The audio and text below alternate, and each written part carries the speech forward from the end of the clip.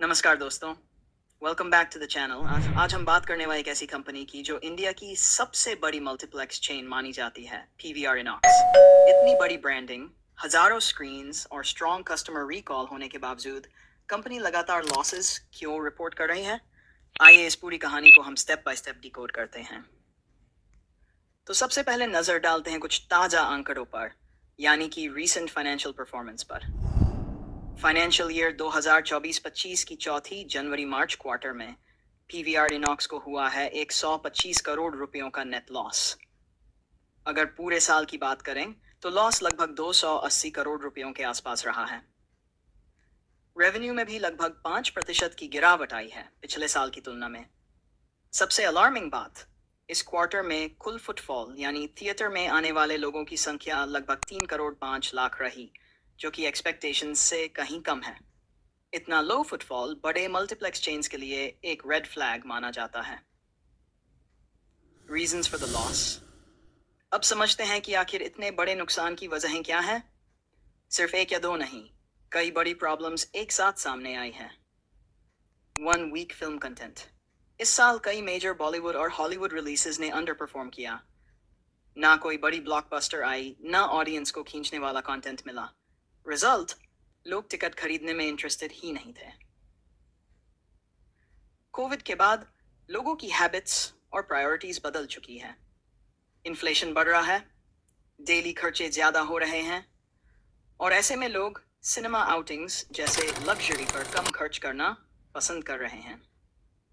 Food and beverages spending में गिरावट। Ticket prices तो बढ़ा दिए गए हैं, लेकिन थिएटर में स्नैक्स और कोल्ड ड्रिंक्स पर लोग पहले जैसा खर्च नहीं कर रहे। एफ&बी एक बड़ा रेवेन्यू सेगमेंट होता है थिएटर्स के लिए, और उसकी गिरावट सीधा लॉस बनती है। ओटीटी प्लेटफॉर्म्स का प्रेशर। अब ऑडियंस को हर हफ्ते घर बैठे Netflix, Prime Video, Jio cinema पर नई मूवीज मिल जाती हैं। No travel, no high ticket rates, और फैमिली के साथ आराम से देख सकते हैं। ये कन्वीनियंस मल्टीप्लेक्स बिजनेस के लिए एक स्ट्रॉन्ग कंपेटिटर बन चुकी है। 5 स्क्रीन्स बंद करने की लागत। पीवीआर को कई ऐसे स्क्रीन्स को बंद करना पड़ा जो लगातार लॉस में चल रहे थे, लेकिन इन्हें बंद करने में भी खर्च आता है, जैसे स्टाफ सेटलमेंट, रेंट क्लोजर आदि। इसने एक तरह से वन टाइम लॉस और बढ़ा दिया। What is PVR doing to fix it? अब बात करते हैं कि इस संकट से निकलने के लिए पीवीआर इनॉक्स क्या क्या स्टेप्स ले रही है और क्या ये स्टेप्स काम कर सकते हैं। अब कंटेंट स्ट्रेटजी में बदलाव। अब कंपनी सिर्फ बॉलीवुड पर निर्भर नहीं है। साउथ इंडियन फिल्म्स, पुरानी हिट फिल्मों की री रिलीज और इंटरनेशनल ब्लॉकबस्टर्स को प्रमोट किया जा रहा है ताकि डाइवर्स ऑडियंस वापस थिएटर्स में आए। डिस्काउंट्स और सब्सक्रिप्शन ऑफर्स। ऑडियंस को अट्रैक्ट करने के लिए वीकडे टिकट्स पर ऑफर्स दिए जा रहे हैं। इसके साथ ही पीवीआर पैसपोर्ट जैसा मंथली सब्सक्रिप्शन प्लान लॉन्च किया गया है, जिसमें कम प्राइस में मल्टीपल शोज देखने का ऑप्शन मिलता है। Cost cutting measures. अननेसेसरी खर्चों में कटौती की जा रही है, जैसे कि स्टाफ ऑप्टिमाइजेशन, कम इफेक्टिव एड्स पर खर्च घटाना और लॉस मेकिंग स्क्रीन्स को पूरी तरह बंद कर देना। Premium movie experience. कंपनी अब हाई एंड फॉर्मेट्स जैसे IMAX, 4DX, recliner seating, gourmet food को प्रमोट कर रही है ताकि पर पर्सन रेवेन्यू बढ़ाया जा सके।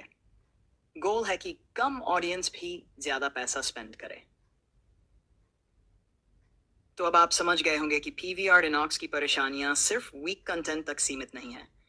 ये एक कॉम्बिनेशन है बदलती ऑडियंस प्रेफरेंसेस, ओटीटी प्लेटफॉर्म्स की सीधी टक्कर और हाई ऑपरेटिंग कॉस्ट्स का। लेकिन अगर कंपनी अपने नए स्ट्रेटजीज को सही तरह से एग्जीक्यूट करती है, तो आने वाले समय में ये कंपनी दोबारा प्रॉफिट में आ सकती है। अगर आपको ये केस स्टडी इंफॉर्मेटिव लगी हो तो वीडियो को लाइक ज़रूर करें, अपने दोस्तों के साथ शेयर करें और चैनल को सब्सक्राइब करना ना भूलें। कमेंट्स में हमें बताइए, क्या आपको लगता है कि पीवीआर फिर से उभरेगा और सक्सेस की ओर लौटेगा? मिलते हैं अगले वीडियो में, तब तक के लिए थैंक यू।